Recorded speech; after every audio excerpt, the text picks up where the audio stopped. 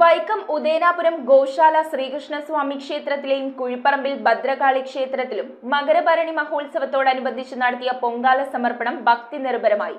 ക്ഷേത്രം തന്ത്രി മോനിട്ടില്ലത്ത് ഗോവിന്ദൻ നമ്പൂതിരി ദീപപ്രകാശന കർമ്മം നിർവഹിച്ചു.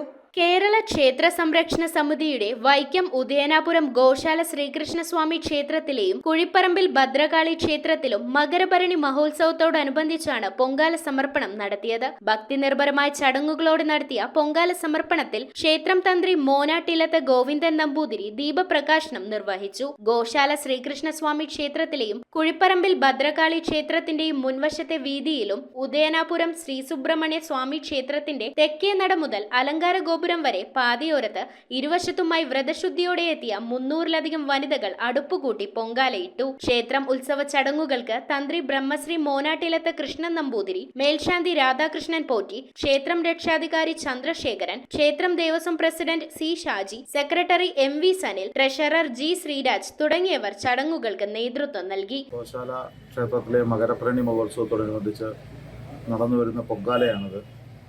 ഏതാണ്ട് 4 വർഷത്തോളമായി ക്ഷേത്രത്തിൽ പൊങ്കാല അർപ്പിക്കുന്ന ഭക്തജനങ്ങൾ മകരഭരണിയോടനുബന്ധിച്ച് കാർത്തിക നാളിലാണ് പൊങ്കാല അർപ്പിക്കുന്നത്.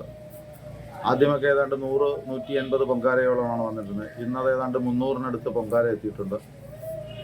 ശ്രീകോവില് ഈ ഇത്തവണത്തെ ഉത്സവത്തിൻ്റെ പ്രത്യേകത ഇരു ശ്രീകോവിലുകളും പിച്ചള പൊതിയാൻ സാധിച്ചു എന്നുള്ളത് തന്നെയാണ്. അതിമനോഹരമായി ശ്രീകോവിലുകൾ പിച്ചള പൊതിയാൻ സാധിച്ചിട്ടുണ്ട്. ഏതാണ്ട് 18 ലക്ഷത്തോളം രൂപ ആയി. കഴിഞ്ഞ വർഷമാണ് അതിന് ഏതാണ്ട് തുടക്കം കൊടുത്തത്. ഈ വർഷം ഉത്സവത്തോടുകൂടി അതിൻ്റെ പണി ഏതാണ്ട് പൂർത്തീകരിച്ചിട്ടുണ്ട്. ഈ ക്ഷേത്രത്തിൻ്റെ തന്ത്രി മോനാട്ടില്ലത്ത് കൃഷ്ണൻ നമ്പൂതിരിപ്പാടാണ്. അദ്ദേഹത്തിൻ്റെ കാർമ്മികത്വത്തിലാണ് പൊങ്കാല സമർപ്പിക്കുന്നത്. സ്ത്രീകൾ മനസ്സും ശരീരവും ഭഗവതിയിൽ ഈശ്വരനിൽ അർപ്പിച്ചുകൊണ്ട് ചെയ്യുന്നതാണ്. എല്ലാ ബുദ്ധിമുട്ടുകളും തരണം ചെയ്തുകൊണ്ട് അർപ്പണ മനോഭാവത്തോടെ ചെയ്യുന്നതാണ് പൊങ്കാല വഴിപാട്.